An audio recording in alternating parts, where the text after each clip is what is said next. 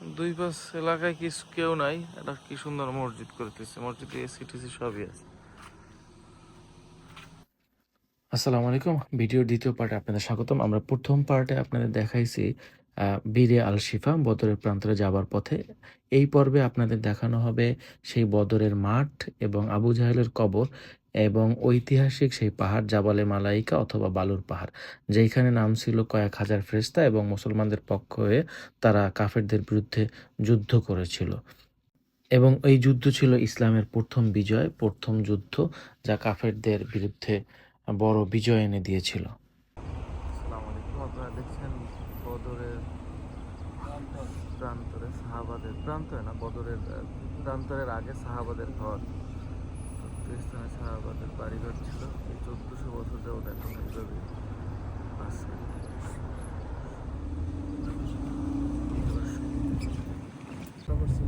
বদরের ময়দান, এখানে আবু জাহেল হত্যা করা হয়েছে। আবু জাহেলের কয় বোনটা কই একটু স্যাপটা লাগিয়ে না গায়ে তো দেওয়া যাবে না, কিছু ছোট না তোরই তো মাশাআল্লাহ।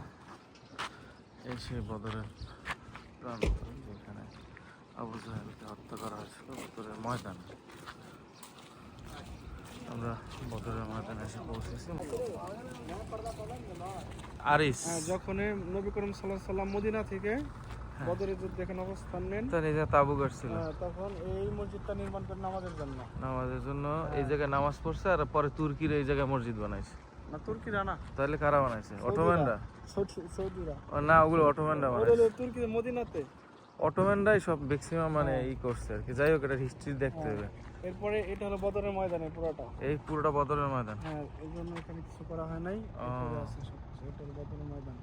এরপর আমরা যাবো সোহাদাতে, সোহাদের সাথে শহীদদের যে কবরগুলো। আচ্ছা, আবু জাহেলের আবু জাহেলের কবর মনে ওই যে এটা, ওই যে গাছের ওখানে দেখা যায়, ওই যে এই যে এই পাথর দিয়ে ঢাকা না, ওই যে দেখা যায়, ওই যে পাথর কয়েকটা উঁচু, ওটা মনে হয় ওই জায়গায় ওরা হত্যা করছে।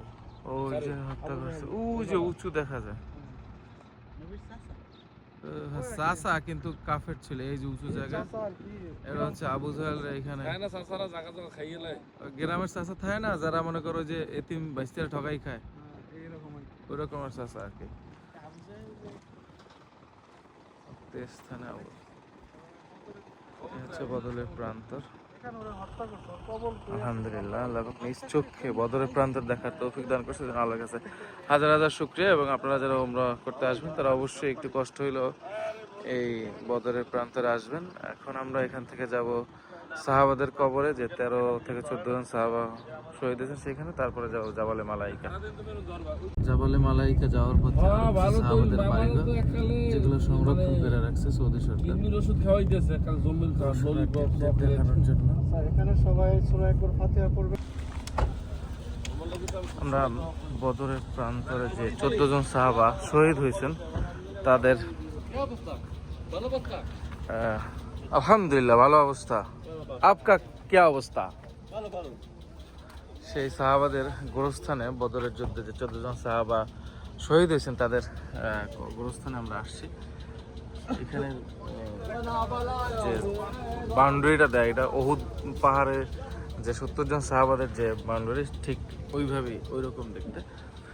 বদরের যুদ্ধে ইহুদি খ্রিস্টানরা ছিল 3000-এর উপরে, আর মুসলমান ছিল অনলি 3 জন, এবং তাদের হাতে ছিল কিছু খেজুর গাছের বাইল, খৈল এগুলা, এবং ছিল হচ্ছে আপনার 2টা বা 3টা উট। মানে যুদ্ধ করার মতো এমন কিছু ছিল না। তো আল্লাহ পাকের কাছে যখন আমাদের প্রিয় নবী হযরত মুহাম্মদ সাল্লাল্লাহু আলাইহি ওয়াসাল্লাম দোয়া করলেন যে এই বদরে যদি আমরা হেরে যাই তাহলে ইসলাম শেষ হয়ে যাবে। এই যে 300 জন সাহাবা ইসলাম কবুল করছে, তারা কেউ থাকবে না। সবাই শাহাদাত বরণ করলে তখন আর কিছুই থাকবে না, যুদ্ধ করার মতো কেউ থাকবে না। উক্ত সময়ে আল্লাহ পাক হযরত সাল্লাল্লাহু আলাইহি ওয়াসাল্লামের ডাকে সাড়া দিয়ে সে ফেরেশতাদের এখানে অবতরণ করে কাফেরদের সাথে যুদ্ধ করার জন্য। আমরা যাবো সেই মালাইকাও যাব, বাট তার আগে আপনাদের এই গোরস্থান যেখানে 13 জন সাহাবাদের দাফন করা হয়েছে সেটা দেখলাম। এখন আমরা একটু জিয়ারা করে নেব। কবর জিয়ারত সূরা ফাতিহা একবার, সূরা ইখলাস 3 বার, দুরূদ শরীফ 10 বার। আউযু বিল্লাহি মিনাশ শাইতানির রাজিম, বিসমিল্লাহির রহমানির রহিম, আলহামদুলিল্লাহ। তো তাদের উদ্দেশ্যে জিয়ারত করে আমরা এখন রওনা দেব জাবালে মালাইকার উদ্দেশ্যে।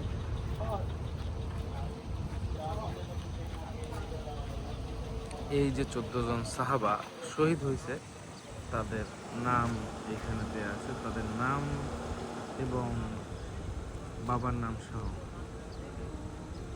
আমার বিন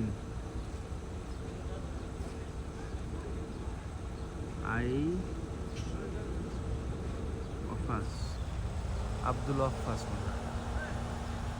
আমার বিন আব্দুল আফাস। আমি অনেকদিন আসলে আরবি পড়ি না, এই জন্য আমার বানাম করতে একটু কষ্ট হয়।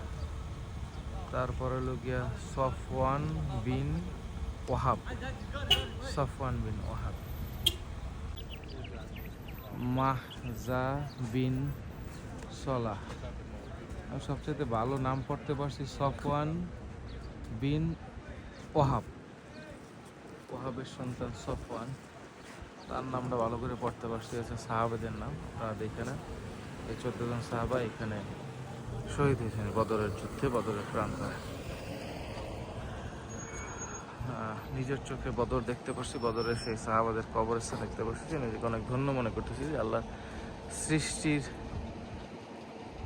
পাশাপাশি আল্লাহর যে আমাদের ইসলামের যে হিস্ট্রিক্যাল দিকগুলো সেগুলো আমি দেখতে পাচ্ছি। আল্লাহর কাছে হাজার হাজার শুকরিয়া।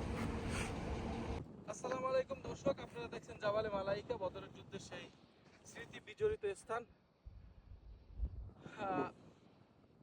বদরের যুদ্ধে আমরা জানি শুধুমাত্র 300 সাহাবে নিয়ে হুজুর পাক সাল্লাল্লাহু আলাইহি সাল্লাম কাফেরদের মোকাবেলা করার জন্য উক্ত স্থানে আসছে, মানে বদরের প্রান্তরে আসছে সেই মদিনার থেকে।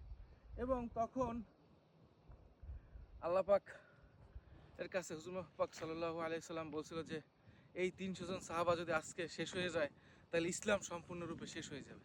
কারণ তারা কাফেরদের যন্ত্রণায় সেই সুদূর মক্কা থেকে হিজরত করে মদিনায় আসছে। তো এরপরে তখন প্রথম যুদ্ধ ছিল এই বদরের যুদ্ধ। সাহাবাদের কাছে কিছুই ছিল না, মাত্র 2টা উট ছিল, মতান্তরে 2টা 3টা বা 4টা। তাদের কাছে ছিল তরবারি, ছিল না, তাদের কাছে ছিল খেজুরের বাইল, হ্যাঁ ডেগা, আমরা যেটারে বলি বরিশালের ভাষায়। সেই ডেগা নিয়ে তারা যুদ্ধের জন্য রওনা দিছে এবং আল্লাহ পাকের কাছে নবী করিম সাল্লাল্লাহু আলাইহি সাল্লাম প্রার্থনা করছে, যে দোয়া করছে যে আমাদের মুসলমান জাতিকে আপনি রক্ষা করেন, না হলে শেষ হয়ে যাবে এখানে ইসলাম। ফলশ্রুতিতে আল্লাহ পাক 3000, 5000 অথবা মতান্তরে 12,000 ফেরেশতা পাঠাইছে। এবং তখন এই পাহাড় ছিল, যে পাশের পাহাড়গুলো দেখো, পাশের পাহাড় কিন্তু সম্পূর্ণ পাথরের পাহাড়। এই পাথরের পাহাড়কে ফেরেশতাদের অবতরণের জন্য এই পাহাড় এবং ওই পাহাড়টাকে আল্লাহ পাক বালির পাহাড় করে দিচ্ছে। এবং আরো একটা মজার বিষয় হচ্ছে, আপনি বলতে পারেন যে বালির পাহাড় হইতেই পারে, হ্যাঁ ফেরেশতা নামছে কিভাবে, এটা আপনার প্রশ্ন। কিন্তু আপনি দেখেন আজকে 1400 বছর এই পাহাড় স্টিল নাও টিকে আছে।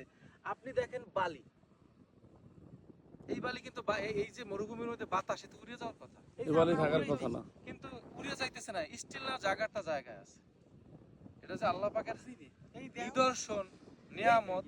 আপনি এই সৌদি আরবের বদরের প্রান্তরে না আসলে দেখতে পারবেন না, বুঝতে পারবেন না। আল্লাহ পাক আপনাদের সকলকে, আমি দোয়া করি সকলকে, আবারও দোয়া করি আল্লাহ পাক আমাদের মুসলিম জাতির প্রত্যেকটা ভাই এবং বোনকে এই বদরের প্রান্তরে অন্ততপক্ষে একবার আসার তৌফিক দান করুন, যাতে তার ঈমানটা একটু মজবুত হয়। আল্লাহ যে আছে, আল্লাহ যে মহান, সেই জিনিসটা যাতে সে বুঝতে পারে। ধন্যবাদ। ইনশাআল্লাহ। আসসালামু আলাইকুম ওয়া রাহমাতুল্লাহ।